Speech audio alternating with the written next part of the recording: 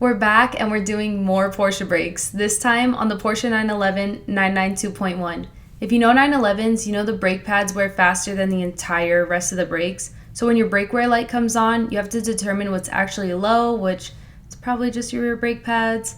And all you have to do is replace the brake pads, the caliper bolts, and the brake wear sensors. That's literally it. So I'm going to keep this fast for you guys like I always do, and I hope this video helps you replace the brake pads on your 911. So just to clarify, we're going to do just the rear brake pads on this car, and I'm going to go into voiceover mode so that I can show you guys what we used and give you some torque specs. Hi, voiceover Eadss here. So here we have 2 pairs of brake pads and 1 brake wear sensor per set of brake pads, and 2 caliper bolts per set of brake pads. Starting on the left, there's a 1/2-inch drive torque wrench for the wheels, and the torque spec is 118 foot-pounds, then a 3/8 drive torque wrench for the caliper bolts with a torque spec of 63 foot-pounds, the breaker bars to help break the lugs off the wheels, there's a T55 and a 3/8 drive for a 3/8 ratchet, and a flathead to take off the sensors, and lastly a brake pad spreader to spread back those calipers.